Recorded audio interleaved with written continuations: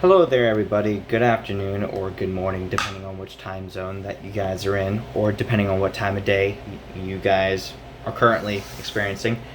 My name is Ryan. I am obviously the one who runs the Angel of Kyoto YouTube channel. You could just call me Kyoto or Angel, doesn't matter. For older viewers, Twinkle will do because, well, it used to be Twinkle Bombastic. But anyways, I have learned that people just make a living off of storytelling, and I'm a yapping. I'm a yapper, so why not yap your guys' ears off with some storytelling? Story time. I hate stuttering. Please, end me. I'm just kidding. That's not a call for help. But I am going to get into some story time with y'all, and here's some crazy stuff.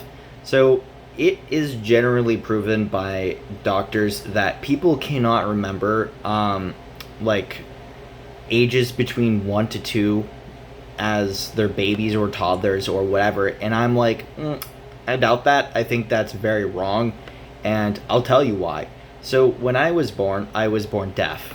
Obviously, could not hear. So my parents could not approach me from behind or from the sides without be like actually like breaking the F down and be like, like, these people are freaking scary, get them the hell away from me, because like I would panic.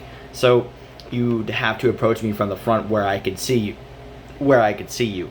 But needless to say that over time my parents were like, okay, we might need to actually, teach them sign language, since American Sign Language is probably what's going to help me, be able to communicate with people and whatnot, and I would have to go to schools for people that are deaf and have, those kinds of disabilities.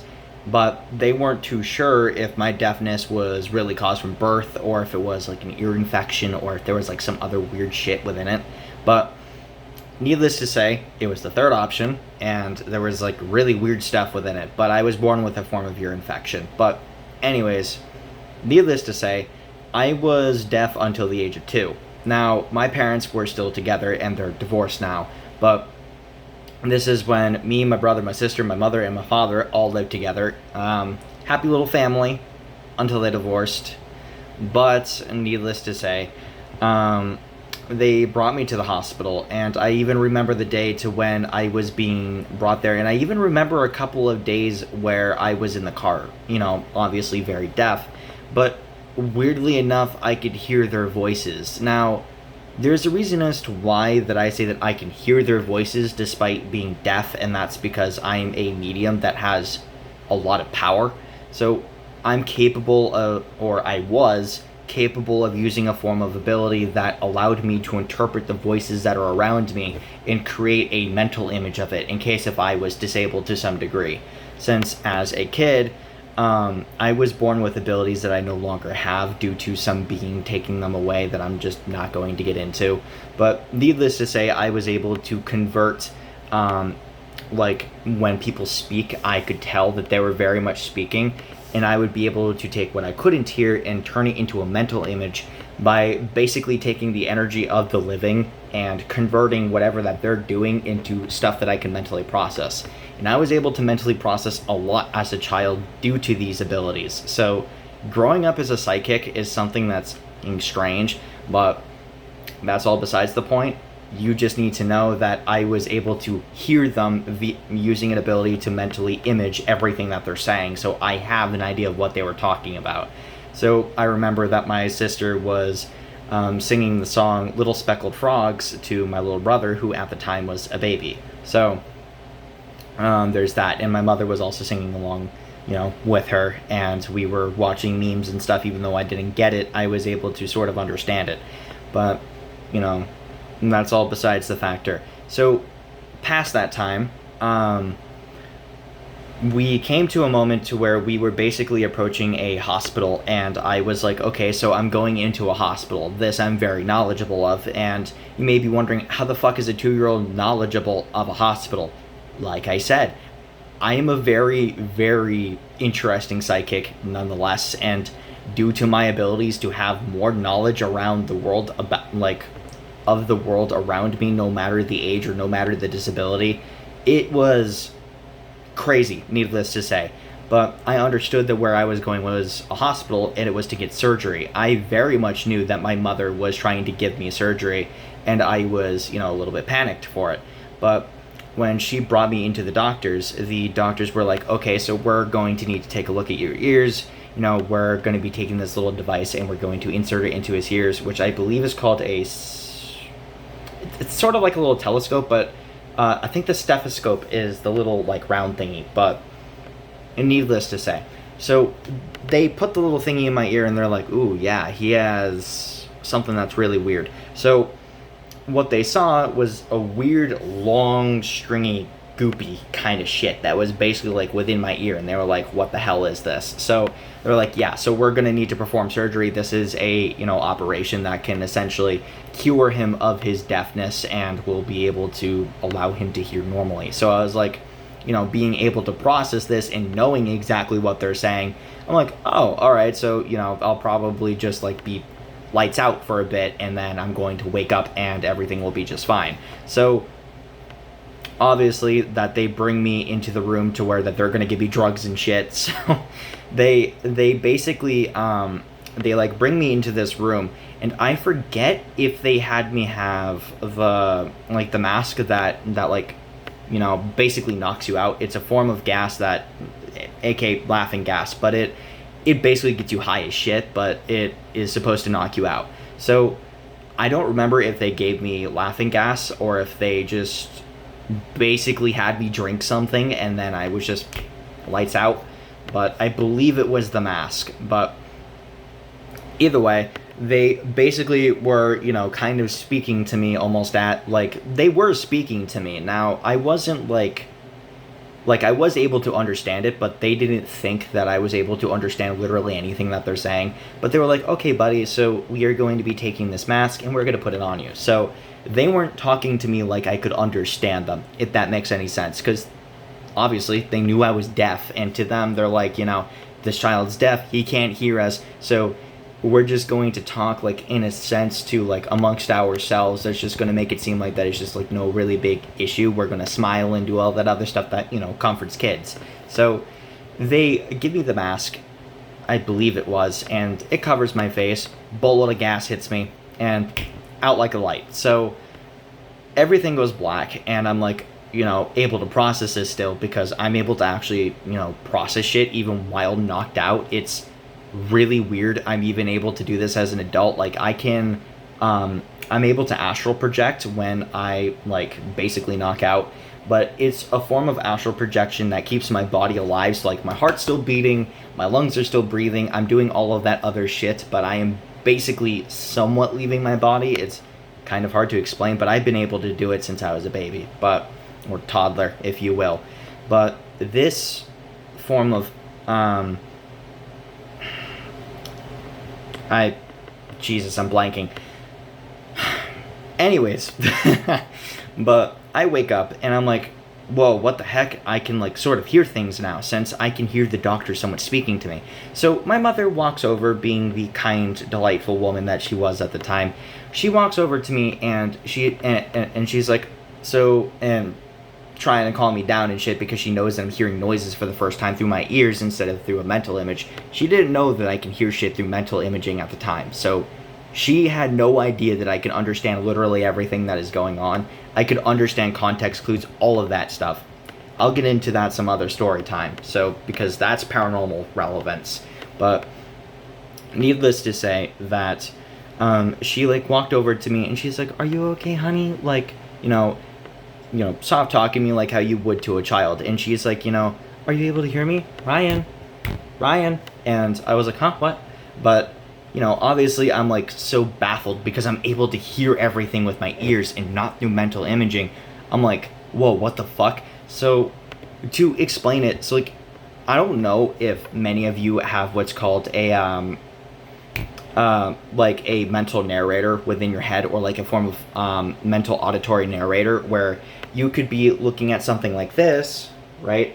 This cute little image of me and my sister, and your brain would go, he looks rather cute in that image, but like you wouldn't say it verbally. Your mind just goes, oh, he looks actually rather nice. His sister, looks nothing like him.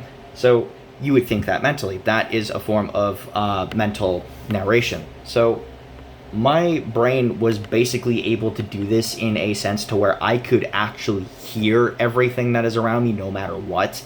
So I was able to hear the vehicles, I could hear people talking, all of that shit, even though I was deaf. So the reason as to why that my parents were like, so if he's deaf, obviously he's reacting to these things the way that he is. He isn't able to hear our voices. He doesn't respond to any of that.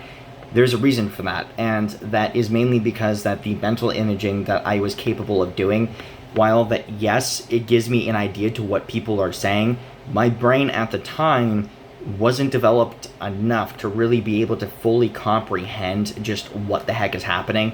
So, like, my spirit could comprehend it because, well, I'm not like a normal human, so it was able to respond to it and all of that other stuff, but my human brain could not. So I was able to interpret everything that they're saying, and I'm able to understand everything that they're saying, and all of that due to my spirit and my soul.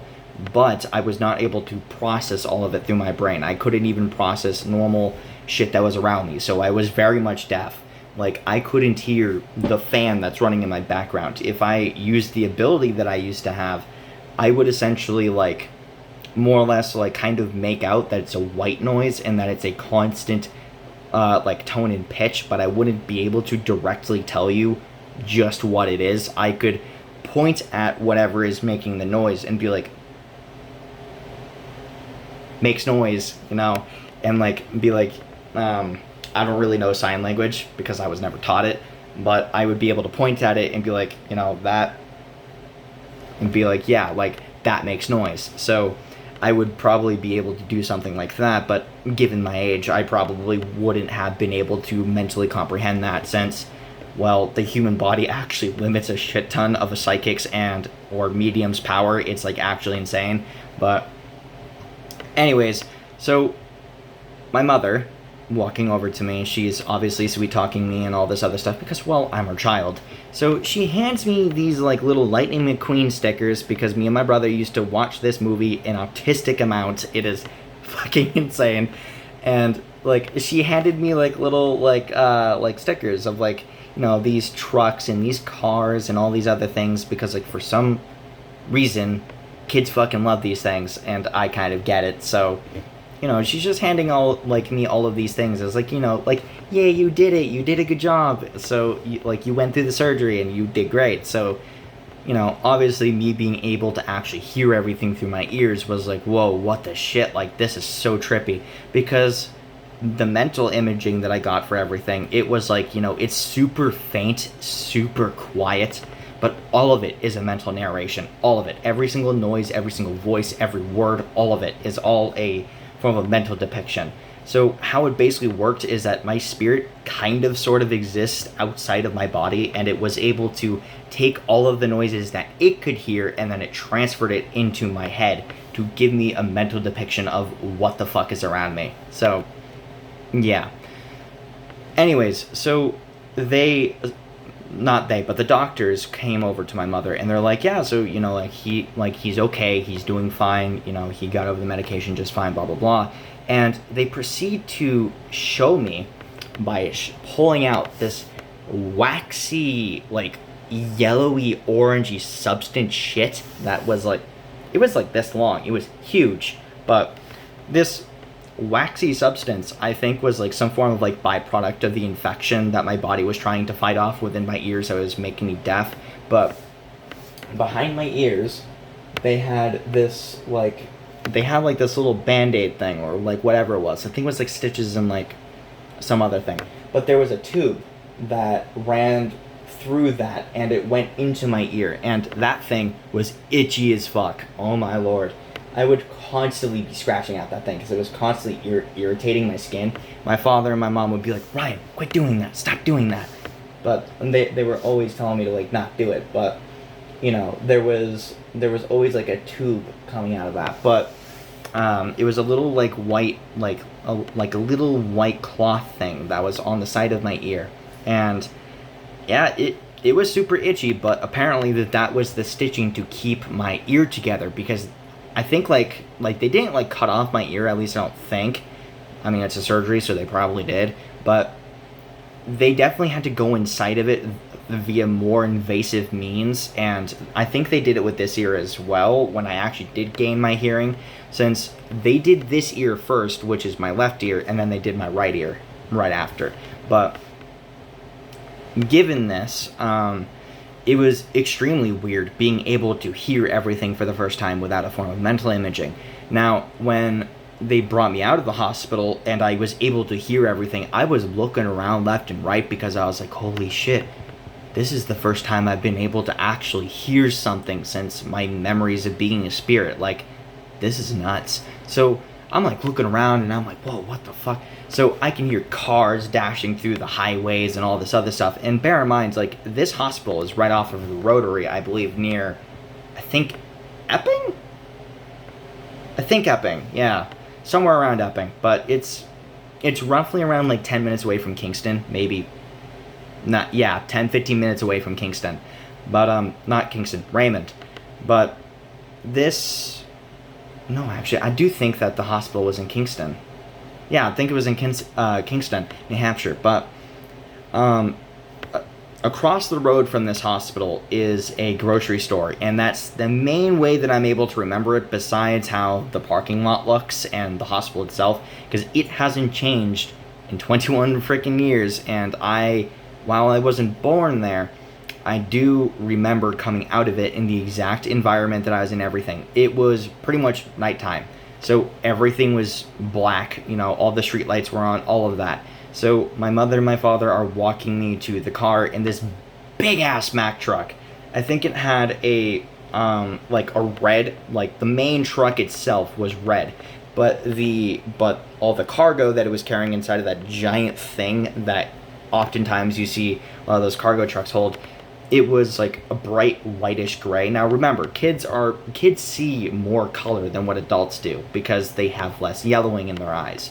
But this truck passes by and it is loud as shit. It is so freaking loud that it makes me burst out into tears crying because I got so fucking scared of this thing.